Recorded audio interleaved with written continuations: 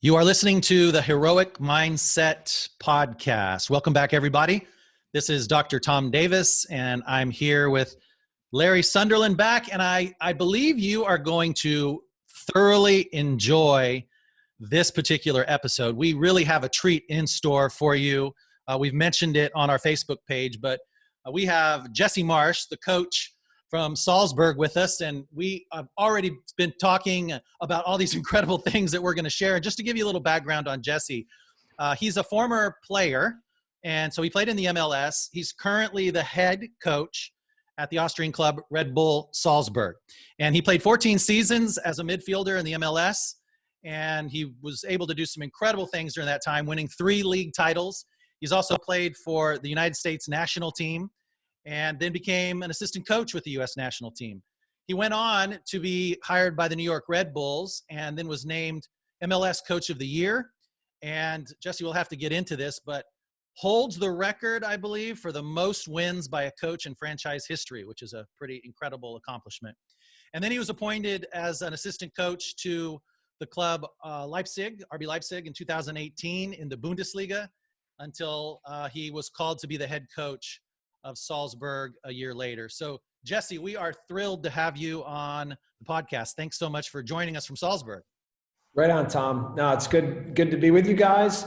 We'll talk. We can talk a little bit more, but I've known Larry for a long time, and I'll go into that a little bit right now. So, I grew up in Racine, Wisconsin. Larry played for the Milwaukee Wave. And he was like, in our family, we called him Larry the Legend because he was like the best player. He had long blonde curly hair, like wavy hair. He was a great defender. He played with some different guys that I know, like Salazar and Lito Zavala. Yeah, so Larry, Larry and I haven't always talked about these things, and we've crossed paths at different moments in Chicago and in MLS and along the way at different times. So. For me, this is a big honor, to be here with Larry and see him again. And I followed Larry a lot in his career, and I appreciate being here, and I think we'll have some fun. Oh, absolutely. Hey, let me jump in there. Change your name on the podcast, Larry, to Larry the Legend. That was super kind of Jesse, and the only thing I can actually lay claim to is probably having the best hair in the league. Other than that, the part about being the player and all that stuff, I don't know. I think Jesse's just. You were very good. You could play out of the back. You were a good defender, but you were good with the ball. You were a good player, Larry. Don't sell yourself. Well, thanks, Jess. Yeah, right and listen, Tom, I can't tell you how excited I am to be on this podcast. I mean, I've been watching Jesse forever. Okay, I saw him go through the ranks and. And there was we always had this connection, this Wisconsin connection, right? This cheesehead connection that we've had, right? And I don't know, there's something, there's a pride that I have, right? With everything that Jesse's doing, I just feel this connection. It's like, wow, man, you're just living the dream. And the way you're doing it for me is just the most important thing, because what I've always found about you, Jess, and it's not like we're not blowing smoke up each other's ass here, right? It's like, what I always found about you is you care about people. I can remember, I was a nobody around the Struggle Fire organization, right? And I was trying to start this development process going. And I'd go into the locker room one day in Lake Forest, right? And you know what? Jesse's there to greet me and make me feel like I'm important, right? And I'm a nobody there. I'm working with kids, right? So it's just what you're doing. I'm not surprised in the least, right? And the way you're leading it, not surprised in the least. It just makes perfect sense to me. And Tom and I, we've been following you, and we're like, oh man, we should try to get him on the show. And I'm not a really good one at asking favors, but I was like, you know what? I'm going to try this one. Why not? And I have to let everybody know, man, Jess, you're like spot on, got right back. Yeah. And again, not surprised in the least. So it's absolutely an honor for me to be here with you and see you again. It's great. I'm so happy for you. It's good to be here with you. Thanks, Larry. I appreciate it, my man. Yeah. So before we jump in, Jesse, because this is an incredible feat to be the only American coaching at your level and certainly with the Champions League. And we want to hear that story, but was wondering if you could jump in. We've heard a little bit about Wisconsin, but can you tell us a little bit about your journey? Obviously, There's a lot happening. I know you went to Princeton, and you actually got your professional career started maybe a little bit later than certainly would happen these days in your early 20s. But give us a little background on your story and kind of what led you into soccer. I mean, were you a youth phenom, or how did that happen? Well, I'll try to make it short and concise because it's not so interesting. There was the Milwaukee Wave in Wisconsin. Soccer, to be honest, wasn't a big theme in Wisconsin, right? It was football, it was ice hockey, it was basketball. And I played a lot of those sports with my friends, but I always gravitated toward our football, right? And then as I started getting a little bit older, I started making state teams, I started making regional teams, and then I started making the national team. And when I was 15, I took my first trip to Europe and was then exposed to what the game looked like in England and what it looked like in Germany and what it looked like in Scotland and Holland. And it blew my mind. Yeah. And it really kind of, I think, triggered this sense of adventure inside of me. And then, I really wanted to be a good player, but what I really enjoyed was like representing the national team and traveling and then playing against other national teams. And that's how I met Bob Bradley and how I got introduced to the idea of going to Princeton. And honestly, once I got into Princeton and soccer helped me a little bit in the admissions process, I kind of thought, okay, then I'll play in university and that'll be the end of the road. We didn't really, even at that time, Larry, it wasn't like, the MISL became the MSL or the ISL and so the indoor leagues were changing and it didn't look like there was any stability. And then all of a sudden the World Cup came and this idea of a first league in our country. So my timing was perfect. I graduated as a senior, was the first year of the league. I got drafted to a good team. I got started. I was on winning teams. I was around good coaches. I was around good professionals and leaders and players like John Harkes, Marco Echeverry, Jeff Agus, these kinds of personalities that really, I think, paved the way for what my idea of professional football was going to be. And so, I played for 14 years, but I really considered it a research project. Like I used to travel every off season and then players that I knew that had been transferred to Europe and were playing for clubs, I would go and visit them and see how things worked and see how things operated. And it kind of really then sparked this idea in my head of being a coach and what would that be like. But honestly, I never had a dream of coaching in Europe. It was more establishing myself in MLS and maybe college soccer. It was funny because even one of the first interviews I did here in Austria, and now, I do everything in German here. And so the first interview I did was in German, and they asked me, like, was it my dream to coach in Champions League? And I said, it was my dream to live in Europe so I could watch Champions League at night. Because it would be foolish for someone like us or me to dream of actually playing or coaching in Champions League. So, as things went along, it kind of became a natural progression, and then realities became different as time progressed. But in the end, it's always still been about enjoying the adventure and enjoying the experience and doing it with people. That's really motivated me. So Jess, you've always kind of had this learner's mindset about you.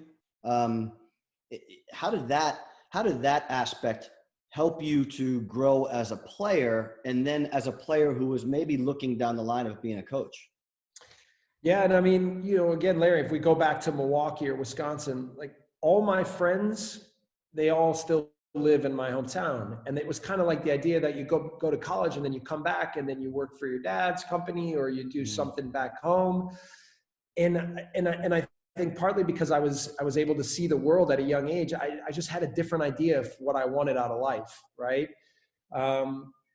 When I started in college, when I started to establish myself on a national level more and more and more as a good player, and then when the idea of playing in MLS came about, it was I was like when I trained every day, I just wanted to win. I thought about, that if we split up and had 5-a-side teams, I wanted to do, all I cared about was winning on the day and competing. And sometimes I would cross the line because my competitive edge would almost take me too far. But like, that was a big piece of, I think, why I succeeded, because, whenever I played in training, whenever I got on the pitch when I was young, or off the bench, or then when I started becoming a regular, it was always about doing everything I could on the day to gain an edge, to help the team, to fight, to win, and that wound up being, I think, a moniker that I carried with me, and something that, if you were even to look back on the years and look at the teams I played on and the championships that we won, like, I was a winner. Like, I was never the best player on the team. I was never the most talented guy, but I was a winner. And so that, I think, helped me establish myself and my name in the league. And then when I started to think about what it would mean to coaching, I coached youth. I was a volunteer at Northwestern in university. I was getting my licenses. I was really challenging myself to think about how to try to apply my ideas of winning as a player to how I could do it as a coach. And then there's a lot more that I think goes into it when you're a coach than when you're a player. But that's what drove me early on, was this idea of winning, this idea of doing whatever it took, this idea of motivating a group to be the best. That was my initial motivation. Now, where did that come from in you, Jesse? Because obviously we're interested in mindset, so that's what we're going to dig into. But this winning mindset, this winner's attitude, this winner spirit, this kind of triumph through anything. Because I'm sure you didn't always win. I'm sure there were many difficulties. But where did that come from in you? Where was that instilled? Well, like my brother is 3 years younger than me. And I used to, like, when he got married and I spoke at his wedding, I called him my first adversary and my strongest. And it was, we had a really great relationship, but it was so competitive, right? And like, whether it was ping pong or whether it was cards or when we were in the backyard playing 1v1 or whatever it was this idea that, we were going to kill each other. And then afterwards go sit down and have dinner and then, enjoy the day. Sounds like my family. And so that, I often describe it as a player, I like to win, and winning the championships, we always found a way to celebrate it, but losing it ate at me, right? And even to this day, when I think back to my playing career, and now, especially in the Corona time, they were replaying a lot of games and a lot of the championships. And I almost had to go, oh yeah, that's what that game was like. And that, because I remember the championships that we lost, like almost every detail of every minute, more so than the championships or the games that we won.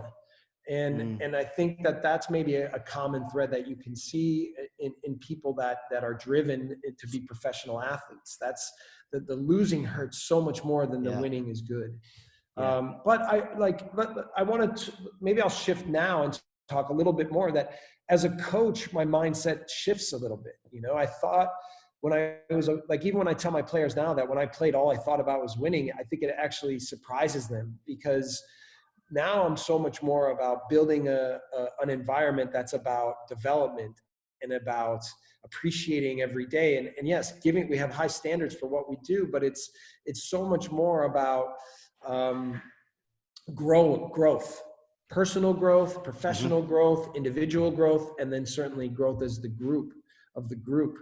And that's what I think defines the environment that I have now. Was that something you witnessed along the way, Jess? Like from some of your mentors, right? Or is this something that you've come to believe? Right? Because how has that been reinforced for you? You know what I mean? Yeah. No, I mean, so, first, my biggest mentor, especially early on, was Bob Bradley. Right. And Bob built these competitive environments, right? Like it was, and that's why I thrived with Bob a lot, is because that was my drive. And when I took the one job you left out, Tom, was I went to Montreal for a year and worked with an expansion team. And when I went there, to be honest, I tried so often to be Bob. Like he was my main influence as a player. Then when I stopped playing, I was his assistant coach and I was around him. When people are around him a lot, they develop almost the conversational cadence, and they use the same phrases. And people used to say that to me a lot. And I never knew if I should take that as a compliment or not, but it's just that Bob's personality is so strong that way. and in Montreal, I tried to be too much like Bob, and it was a big mistake of mine. And I didn't really even know the kind of environment. I mean, I knew the kind of football I wanted to play, but I wasn't really certain the kind of environment that I wanted to build. And, then I left that job, and I took a trip around the world, which you may or may not have heard of, for 6 months with my family. We went backpacking 32 countries, took them out of school. And that also shaped a lot of my thoughts on where I am now is I, when I went to these different, when I say backpacking, we didn't stay at Hyatts and Marriotts. We stayed at hostels and guest houses and people's couches. The real deal. Awesome. And I wish, if I'd have known you were in Barcelona, Tom, I would have asked to crash. Oh, we'd have loved to have you. And, I learned in that time too, that when you're in India or when you're in different places, nobody cares about what's going on in MLS. And certainly nobody cared about what my record was as a player or and it was more about experiencing each other every day in the moment. And now, to learn from each other and certainly traveling with a young family, my kids were 11, 9, and 5 at the time. It was so much about all of us kind of like literally walking through the world and looking around and seeing what's happening and meeting people and learning and about culture, about people, about families, about food, about everything. Right. And it was easily the best time I ever spent with my family and in our lives, and in my life. And so then when I came back, then I volunteered at Princeton University. I went back and I was there for 2 years. I watched a lot of the different teams that were there at Princeton and what they did and how they did things, talked with coaches and reflected a lot. And then, started to think about, okay, what do I want to be? What do I want to be when I get back going again? Mm-hmm. And a lot of it, that was so much more about relationships than it was about the football. And so then, then I really started to think of, and certainly working in a place like Princeton University, there's no scholarships in the athletic program. The kids are all there merit-based. It's not about winning, although, I tried to make it as much as I could about winning, and we won an Ivy League title when we were there. But, it was more about this well-rounded idea of what a person is or should be or wants to become. And so, all these kind of different life experiences kind of then helped me put together the package of where I am now and certainly even continuing to grow. So that journey in between Montreal and New York had a lot to do with shaping who you are now, right? And you began to say, this is the person I want to be. And the coach is an extension of that person. For sure. Right? It's just the hat I wear when I'm on the field. Yeah. So, I mean, and even my wife, in New York, my wife became a big piece of that puzzle. Like she was amazing with the young mothers and girlfriends. And she created an environment where she wanted where everybody felt welcome. We had an amazing family room at the stadium in New York that we used really well. It was really like my emphasis, what I really started to believe in is the emphasis of the group, right? The idea of the group always being together, always supporting each other, always believing each other, always fighting for each other. And then, and that fit well also with the play model that I was building and that I was believing in. And so it's kind of building brick by brick, the soccer side of things, and then the mental or the psychological side of things together so that you start to put together what you want it to look like. So you built, sorry, Tom, you built the game model on service, right? On service to one another. This game model is dependent upon us all working together and us all serving one another, right? Yeah. And that game model connects perfectly with the model that you want to portray as a person. Yeah. And then, your idea of, you talked about your wife being part of all this. It's really interesting, Jess. I spoke with you about, I don't know, it may have been the last time I saw you when you were with New York and you came to Portland. And I was kind of hiding. I wasn't supposed to be watching your training session, but I was kind of hiding, But to be honest with you, Jess, it wasn't much of a training session. It was a family. You had all the kids were out there. The wives were out there. It was a bluebird day, in Portland in the summer. And I just, when I spoke to some of the guys, they're like, yeah, Jesse said, come on out. We're going to make this a family time. I got the sense that the result on the weekend, while it was important, it wasn't the most important thing to you, maybe, you know? And we lost that game 2-0. I remember you played young guys. We played all our young guys, and we played fantastic. Yes, I remember. Fantastic. I remember. And Diego Valeri came up to me after the game, and he said, "I want to congratulate you with the way your team plays."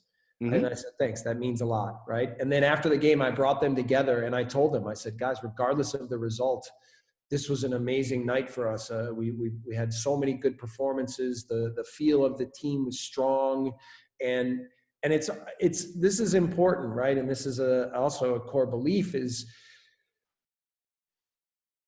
in a very result-based business.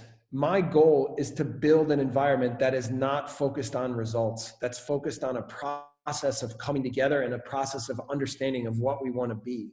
And the more that we can create clarity in terms of how to commit to that process and sticking to it over a period of time, the byproduct is winning. I mean, sure. I think that when you watch my teams play, whether it was in New York or Leipzig or Princeton or here, you can see that there's belief, there's an identity, there's a commitment, there's a energy, right? And that's what I talk a lot about, energy. And I got that from my wife. She used to, when I met her, she always used to talk about positive energy. And I was always like, she's crazy. And now I wind up using positive energy on a weekly basis to describe what we're trying to do every day, right? And so I think, along with the playing style, so you talked about that, like the first step for me is we have a very distinct, a very clear playing style with tactics, with training methods, with workloads, with everything. It's very specific. We are very detail oriented in terms of what we do from a footballing perspective. But that's the first step, and for me, it's maybe the smaller part. So Tom said he heard me say before that I described as 25-30% of the work. Then once you establish that part of things and you have a plan, then that gives you the chance, the opportunity to build everything around it. And that's what drives me. That's the passionate part for me is getting to know people, having strong relationships, challenging people to grow every day, challenging myself to learn from others and cultures and people, and then how to make sure that everybody has room to add to what we're doing and feels ownership and value. And the more we're able to create that, then the players will do anything on the pitch for each other and then in theory for the coach or for the club. Mm-hmm. And that, once you get to that point, then you can really start to build something special. Yeah, you're talking about so many important things here that I think don't get talked about very much, like identity, right? That your value is in more than what you do, right? And it's in who you are, what you believe, core beliefs, which I want to jump into. But I hear like this big overarching principle of culture, right? And one of my favorite leadership gurus was Peter Drucker. You probably heard this quote, very famous quote, that culture eats strategy for breakfast. So I love that quote. I open every leadership process with it. And so it seems like this is exactly what you're implementing. And so is this whole idea of culture, how people care for one another, what it looks like. And I'm wondering if you could help describe that a little bit more. So if I'm sitting here and I'm listening and I'm a coach, and I'm like, how did you build that culture? Like, what does it look like? Does it come from as soon as I walk in the door to the locker room? What are those pieces of culture? I know there's not a recipe book for it, but I was wondering if you could expand on that. Well, yeah, first, that quote is awesome. But for me, the culture is part of the strategy, right? First, our strategy is that we are all on the pitch, is that we play as 11, we play as a unit, that we play against the ball, we play with everything we do is 11 players with synchronization, moving around the pitch and understanding what their roles and their commitment to each other is. So, if you want to play that way, then certainly the belief system has to be in place. So, and like I've had coaches that say to me, yeah, we play Red Bull, or we want to play Red Bull. But then how do you create the belief, and how do you create the buy-in? That's the word I hear a lot, is buy-in. And I say, well, there's two parts to the buy-in. The first part is that tactically, right? Like the way we play, that there's so much clarity that when one person does something, there's trust that everyone else is with them. And that's both with how we press or how we play with the ball or how we do anything. The details of the plan are what define the buy-in, right?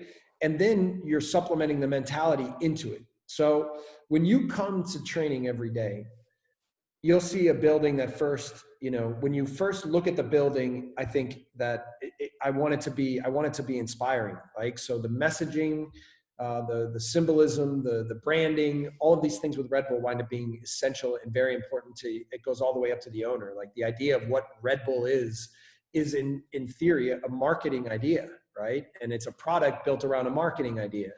And it's it's not quite the same with the football, but at the same time, like, we play this high intense, and I got criticized when I first took over New York because I called it an energy drink football, and they were all like mad because they didn't want their team to be defined by a corporate sponsor. But in the end, it is, right?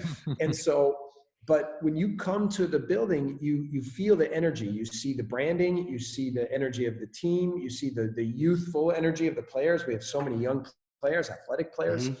When you walk into the building, there's messages that hit you in the face about, I'm a big believer in creating phrases, terminology, vocabulary that define who we are and what we are. And so that when I say these things, and that can be a football term, or it can be a psychological or mental or emotional term, that it right away has a meaning that everybody understands, right? And there's not like 10 meanings, there's one meaning, and everybody understands it.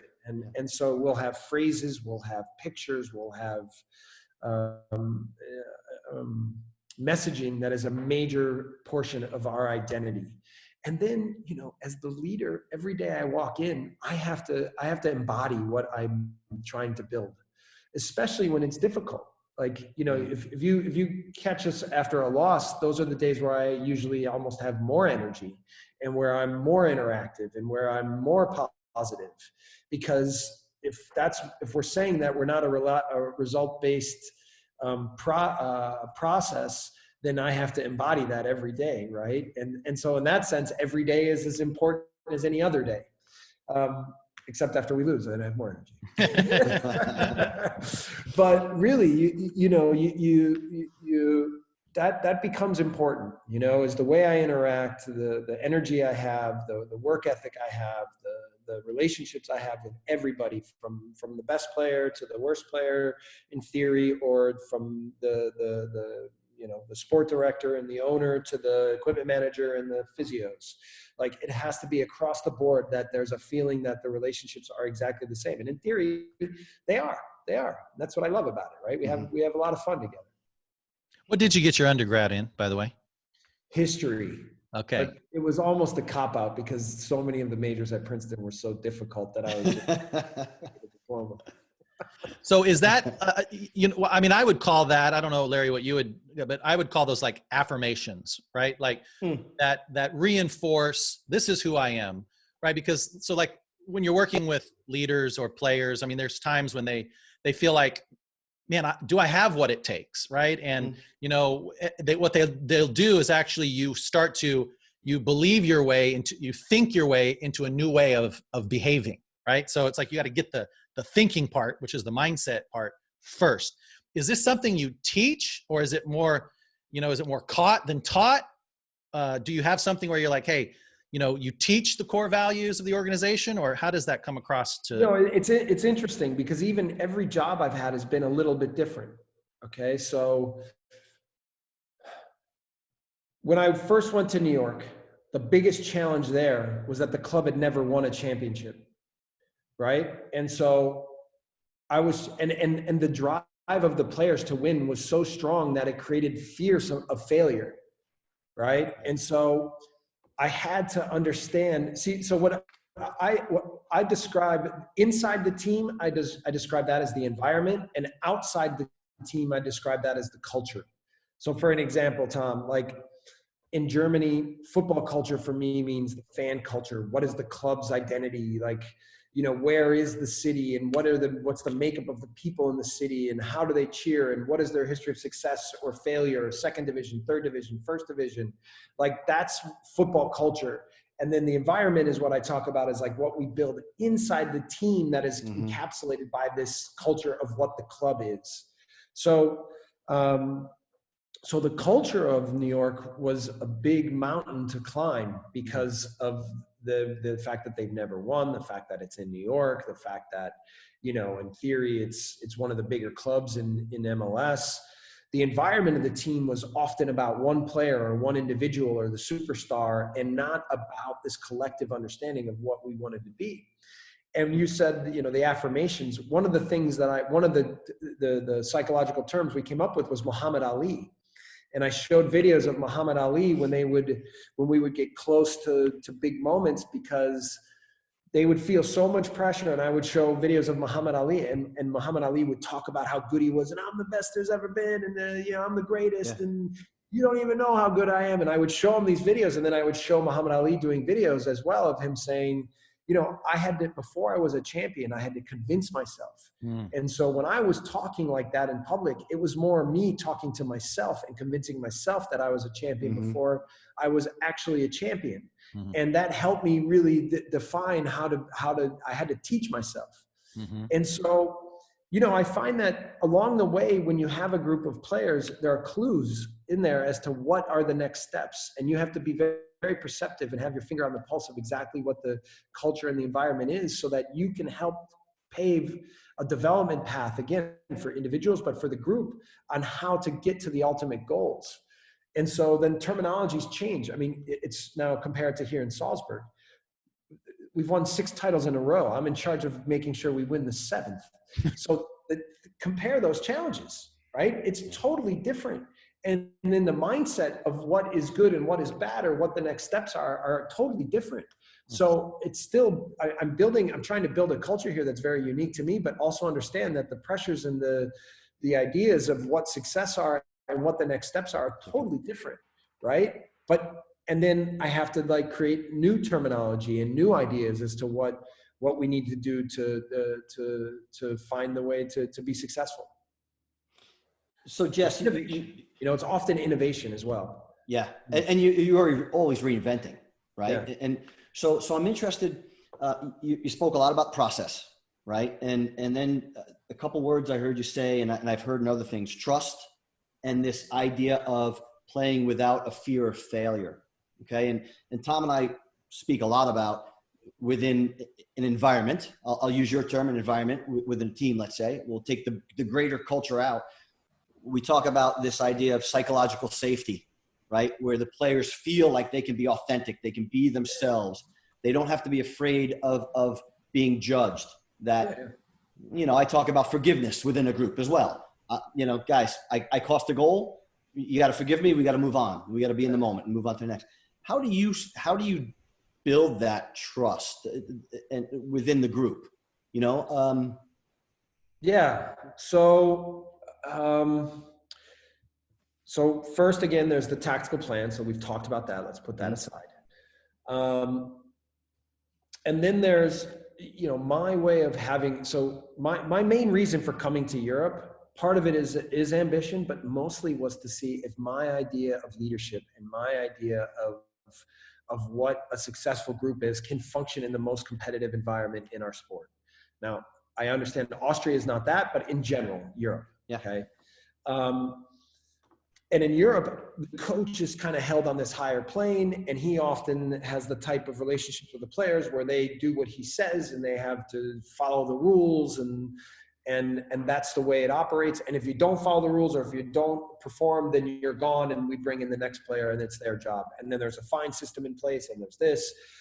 And so, you know, I came here because I believe in individual relationships. I believe in listening as much as I believe in talking. I believe in creating vulnerability within the group, like you're talking about, right? And I try to often show that I'm not perfect. It's the main reason why I speak German, right? Is because I tell the guys, it's not because I think my German's great. And I often know that maybe because I'm not speaking perfect German, that there can sometimes be a communication barrier. But what they learn more from me is my body language, my emotional presence, my way of reaching them with more than just the language. And then they also learn that in there is the fact that I don't have to always be right, that I make mistakes, and that I believe in growing and getting better, right? And the only way often to do that is to fail. And so, or to make mistakes. Failure is not a great way to describe it. So, but I mean, again, if you're going to talk about these things, then you have to engage them constantly, and you have to be an example of those things. And that means with everything I do and everything I say. And if I judge too much, or if I become too selfish, or if I'm not observant enough of what's going on with the group, then that starts to poke holes in this idea of what the environment is. And so you have to make sure that you're constant, that there's a consistency, and there's that there's always this driving force behind the things that I say, more so the things that I do. Now, vulnerability, okay, that word, I'd never heard of that word in my life until I read a book by Brené Brown, who I don't know if you've ever read, but she's actually a shame and vulnerability researcher. But okay. you wouldn't think, Larry and I have talked about this, you wouldn't think that vulnerability, and it's one of my core beliefs, it's one of my core values, because it's authenticity to me, right? But you wouldn't think that you'd hear a lot about vulnerability in a high-powered professional European football team, right? So I'm curious, like, how does that come across to players who come in, right? I mean, you have all kinds of players, I'm sure. You got the ego-driven players, and then the humble players, and like, how do they pick up on that kind of a concept? Well, let me also how are the fans too. Yeah, and let me also add in there, in Germany, okay? In Germany, right. And I'll tell you what the word for vulnerability is in German. It's for verletzlich, which means injuredness. Oh, Isn't this crazy? Wow. Isn't this crazy? Wow. And so, it's almost built into, and this is what's important about learning the language too, right? Is then you can understand a little bit more of how the people think. So when I first learned that was the term for vulnerable, it was like bing, because Germans in general, and Austrians are softer than Germans. And if I were to compare, what I would say is that Austrians are softer and they're more open than Germans are. Germans are more rigid and they're harder. Right. But it helped me really also understand how to communicate a little bit more with German people, with German coaches, with German players, and how to reach them a little bit more, given the fact that, in Germany, they almost put up this wall, like it's not okay to be vulnerable. This is not an acceptable trait. The coach has to always have the answers. The players have to always be ready to listen to the rules. So, but again, this was at the core of what I felt was important when I came here. And so, listen, I'm still in charge of when things aren't going great, for coming up with solutions, right? That's still a leader's job. But the solutions aren't, in Germany, what they want to hear, the solutions are what the tactics are, and not always what the mentality is, or what the next step from a mental perspective and emotional perspective is. And I think that, again, the more that I can understand exactly what's happening on the field from a tactical perspective, along with what's happening on the field from a psychological perspective, and the more that I can help the players understand how to combine the two to come up with the solutions, the more that every time that they kind of hear something that makes sense to them and that can register and help them be better as people and players, the more they're like, yes, I'm in, right? So that's the buy-in, right? That's the hook, is that the environment, it feeds in both directions, and that the plan makes sense, and it helps them understand it as people as much as players. Yeah. And then in the end, Jess, it's your job it's all yours. Autonomy, go. That's the ultimate expression. I say that, when I first go to teams, that's one of the first things I say to them, is that I believe that my job is to engage all of you in a way to commit to the project fully and understand the plan from every perspective fully, so that when I show up in the day, I put the cones down, I tell you what the rules are, make the teams, and you guys train and take it over from there. And when we go to a game, that I make the tactical plan, I give the strategy, and then you guys go and implement it every way you can. And you know, it's been interesting in the Corona time. And then I tell them that what I want to do is I just want to sit on the bench. Right. I just want to sit right there and I want to watch the game like a fan. And then when you guys score, I want to cheer and go, good job. And it's been interesting because in the Corona time, or now that we're playing with no fans in the stadium, like I say to them, like now's the chance to really implement talking on the pitch, organizing on the pitch, always being ready for the next action, not worrying about the last action. What's next? What's next? Are we ready to go? Communicating, make sure everybody's on board, make sure everybody's clear. And our team, it's been a big key to how well our team's played in the last 4 weeks, and it will be a key to us eventually becoming champions. So it's been a fun time to watch them really take things over more and more and more and implement it. So what would you? Sorry. Well, go ahead, Tom. I wanted a question on that. What would you hear? So now that you can hear with this empty stadium, and if a player makes a bad pass, they make a mistake, what would you hear the other player saying in that moment? Now, I mean, they say things like "game, next."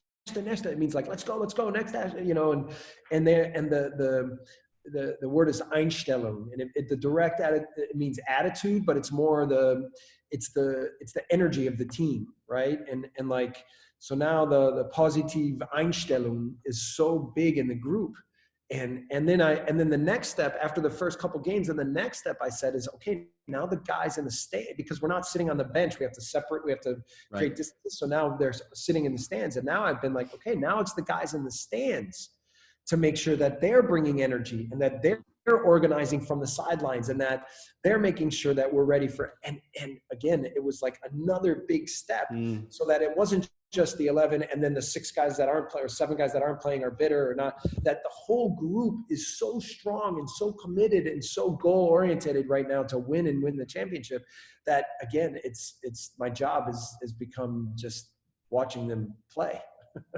Which it's also more fun. Yeah. And so it's an idea of shared ownership, right? Yeah.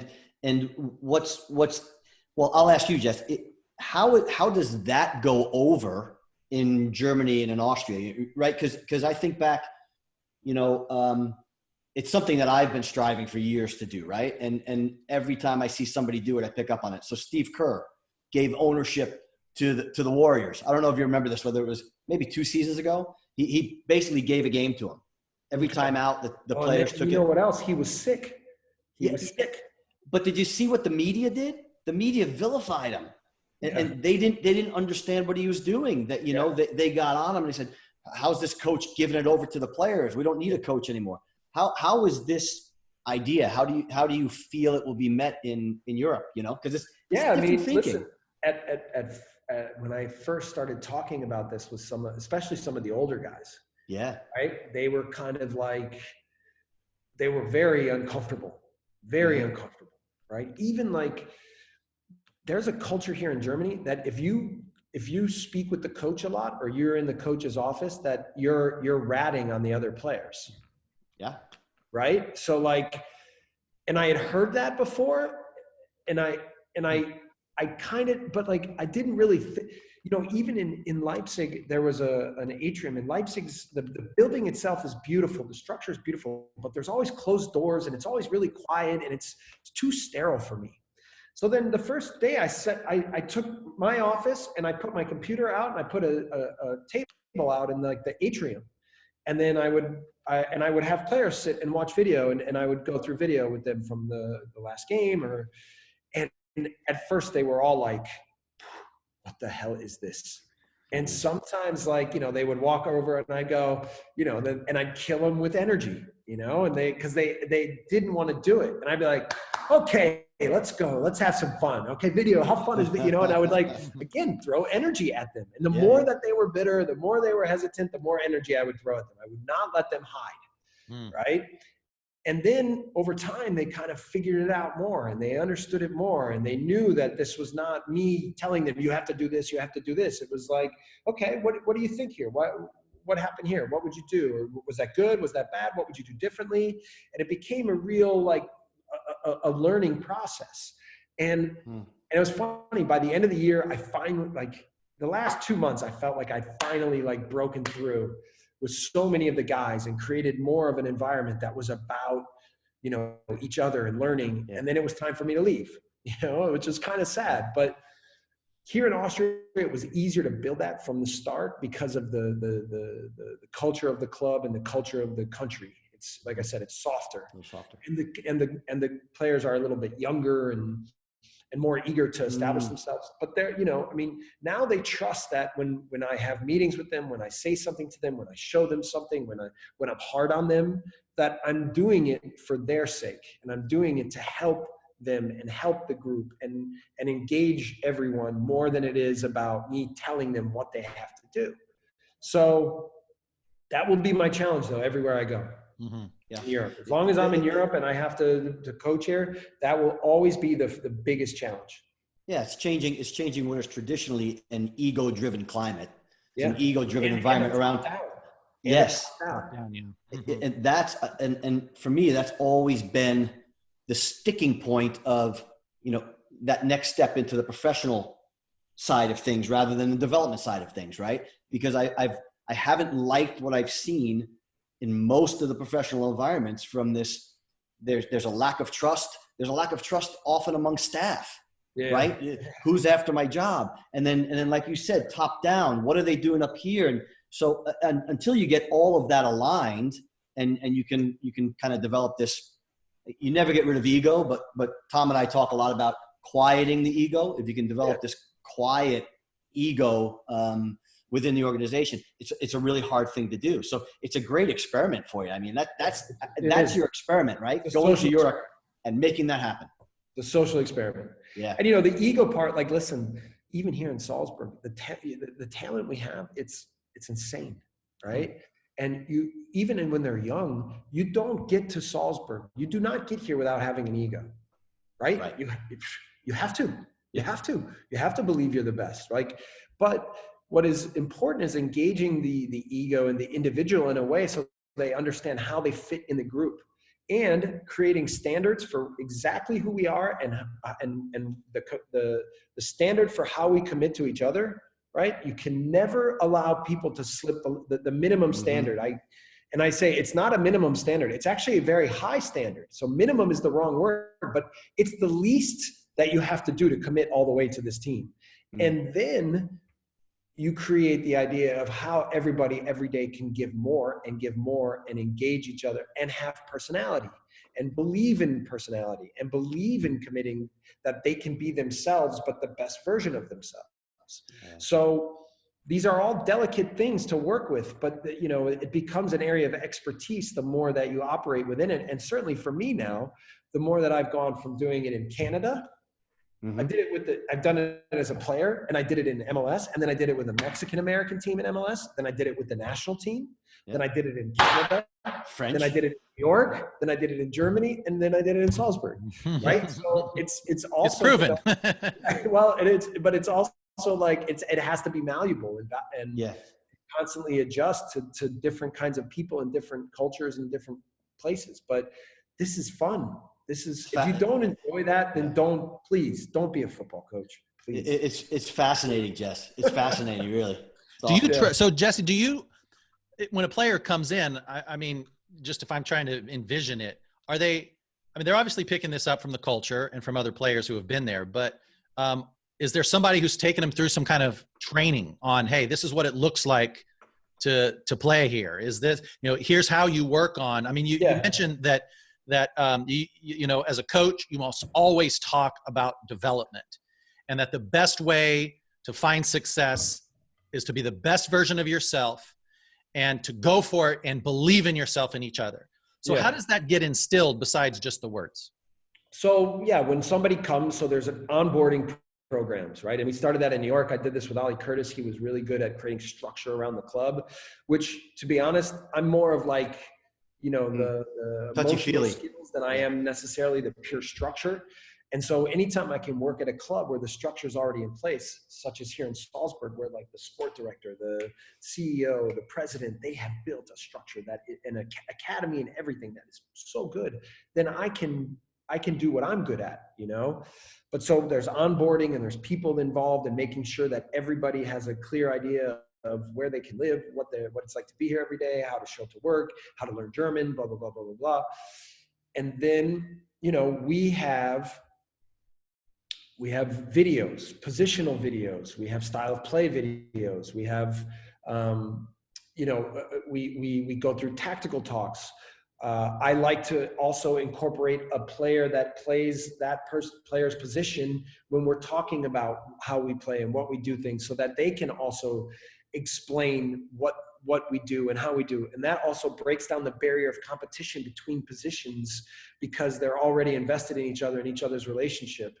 And we did a really good job of doing that. And when Tim Parker came to New York, we had Aaron Long explain to him. We had the video of the style of play, and then we had a tactical board, and Aaron Long, who had been with the team, stood at the tactical board, and he explained to Tim Parker everything we do. And then we would show a video, and then he'd go, yeah, and then you're here. And sometimes you have to understand that maybe you should be doing this, but then there's something else. And like watching this, you know, these are the things, again, when I'm watching this interaction happen, I'm like beaming.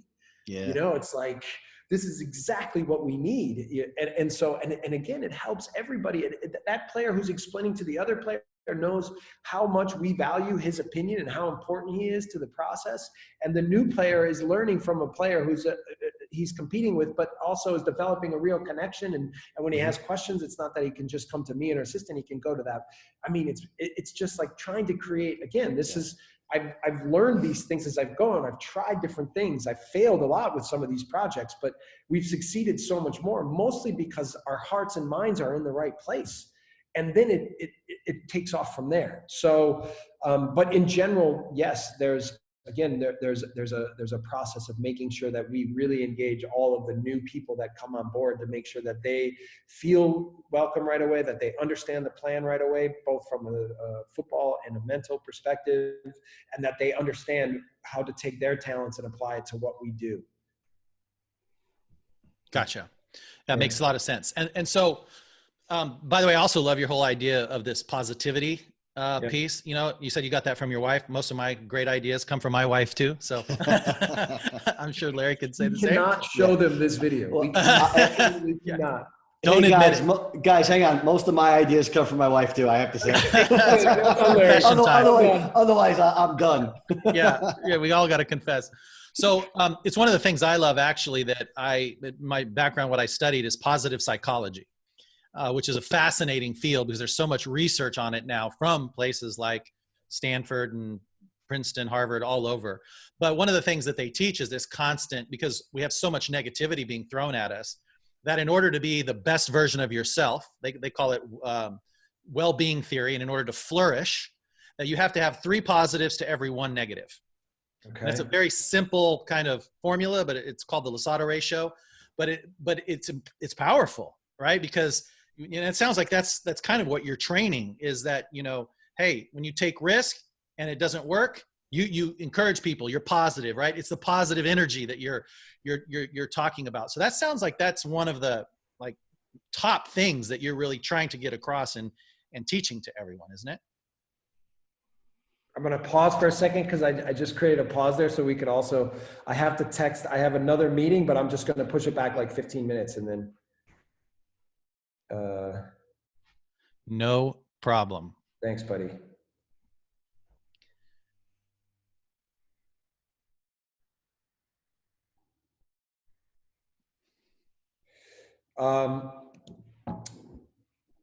Okay. Yes. So you said the 3 positives to 1 negative. Yeah. In order for you to be your best. So you have to at least. Well, listen, even when you're negative, right? It's almost the wrong way to describe it. It's the opportunity to understand how to get better. And sometimes it's positive and good and well done. And sometimes it's like, no, not good enough. We have to go in this direction. We have to be more here or more aggressive. And typically that's what it is here, is it's when we're aggressive and when we're forward thinking, both on the pitch and in general, then it's always going to be, in theory, positive, because we're only going to be aggressive. We're only going to go for it. We're only going to, with power, attack.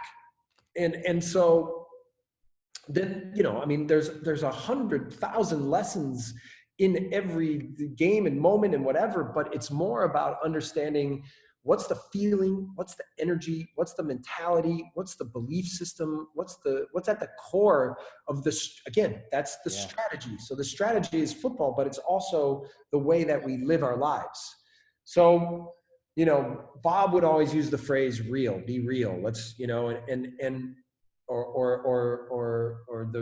do the right things. And Kim, my wife, used to always say to me, like, okay, so what does that mean? Like what? And I would kind of be like, yeah, those are good questions. Like, I mean, I know what it means, but does everybody really know what that means? Right. And so the more that you can kind of break down, and again, for me, it's labeling, it's vocabulary, it's programming, it's all of these things to create a little bit more measurable and a little bit more precise what those terms, what being real means, what being positive means, what having energy means, what doing the right thing means, that there's direction in that every day. That's good. So, all right. So that's interesting. I'm going to move into this, the Champions League match, Liverpool, right? Cause we don't want to keep Jess here all day, Tom. we could, I know, right? He's got other things to do. It's great. But so first there's a quote by John Maxwell, right? Oftentimes we overestimate the event and underestimate the process. Every fulfilled dream occurred because of the dedication to the process, right? So I'm thinking back to this viral moment at halftime, right? Your halftime speech, okay? And everyone's talking about the halftime speech, right? Because everybody wants to feel that emotion that you were displaying, right, Jess? And you dropping some F-bombs in there, right? And more than a few. Yeah, which is that's great, man, right? That's real, okay? And everybody's looking at that, and they want to be that, and they're only seeing that picture. And I want you to kind of, there is a foundation that you've laid prior to this. And I think this is really everything we're talking about. This encompasses everything we're talking about. You've laid this foundation that enables you at halftime to go in and speak to them that way, right? Because that couldn't be your first halftime speech, right? That's not your first day with the team and you go in at halftime and you call them out and we're not good enough right now. This is not what we said we were going to do. You've done so much groundwork to that. Am I right on that first off? And is there something? Yeah, well, so there's a few things. First, I wasn't that big a fan. I guess I understand why people latched onto it. It was partly because it's Liverpool and, but it was the feeling that people get from that. Okay. For me, this is our world. Right. And so, when we went into that game, we talked about not worrying about the result. Like in the end, we're playing the best team in the world at their place, right? And we just wanted to go and make sure that we represented our football and our way of thinking and that we played to our abilities. And then part of it was we made some tactical adjustments and then certainly the mentality part. For me, and this is also important to think back to Wisconsin a little bit, Larry. Like for some reason, I'm built in a way where I'm not overwhelmed by moments. I believe that even when we went to Liverpool and I'd never been to that. Actually, I went to that stadium when I was really young. It was one of the first places I went when I was with the U.S. national team. And then we went to a schoolboy tournament and then we went to a game at Anfield, but it was long. It was 1985. Going to that stadium it was more about making sure that everything I did on the day was preparing the team to perform, right? So when we went there, I purposely didn't, I looked around a little bit, but I was focused. I wanted to make sure training was what it needed to be. I wanted to make sure we had energy. I wanted to make sure that we got some of the nerves out. I had, the one guy I brought from America was our video assistant. my assistant who's our video analyst, and he's also a street ball performer. Like he can do all these crazy things with the ball and balance it and flick it around. And so I did it once in Portland, actually, with the group. It was maybe 2 years before I saw you there, Larry. And then I called the group in the middle of before we started warming up. And I said, okay, we're here at Anfield. We have to enjoy this. We have to feel it. We have to know that this is going to be awesome. And then I said, Victor, come to the middle. And I kind of like, he's the kind of guy that I'm always kind of sometimes give him a hard time, or we're having a good laugh, but he's absolutely awesome. And so they all were like, what's Jesse doing with Victor now? And I roll a ball out to him and I go, okay. And I go, okay, now we have to start clapping. And everybody starts clapping. And not one person had any idea. And he starts just juggling the ball. And then for like 45 seconds, he's doing all these tricks and they're going crazy. They didn't know he could do it. Yeah. And so, awesome. And then it broke they like afterwards, and then he flicked the ball up and he kicked it like into the stand and they go nuts. Right. And like right away, the energy is broken and they're like, they're excited. They're having fun and they're not worried about playing in Liverpool. But the game comes, we go down early, and the pressure of the moment and the intensity of the game catches up. And then in the end, the whole purpose at halftime was creating a dialogue with them so that they understand that the things that we talked about are what's going to be most important to our success, right? And that sticking to the things that we know about being aggressive, about going after them, about, I don't care if you've watched them on TV 100 times and you know their name and how much money they make and where they're from and blah, blah.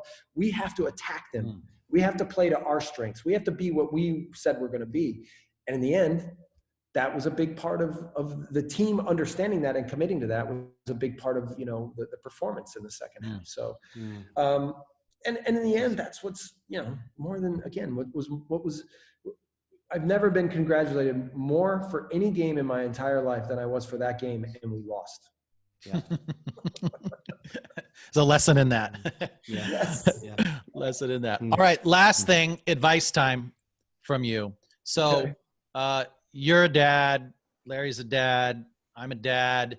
We've got a lot of young rising players. Our boys are this way, but a lot of young rising players who are listening to this podcast, and they look at you and the level that you've reached and being here in Europe, surrounded by these amazing players. I mean, it's the dream, right, of every true aspiring player that really has potential.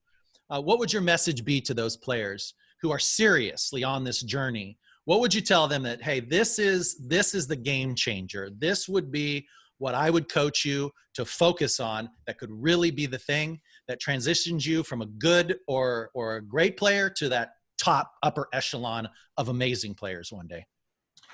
Okay. Yeah. I mean, I'll tell, I'll give two parts to it. The first is hard work, right?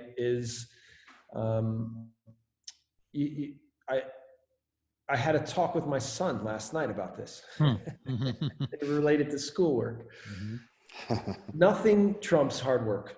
I mean, even if you were to, like Erling Haaland, and when he was here, we would talk about this all the time. And this guy worked so hard in training and came back second time to do either regeneration or a little bit on the pitch, or like he was the hardest working player, one of the hardest working players I've ever been around. And then you add the talent to it. And then that's why it takes off. Wow. But as a coach, as a player in the off season, my goal was always that no one could outwork me. Right. I learned that at Princeton, that I had to, because when I went to Princeton, I was far from the smartest guy.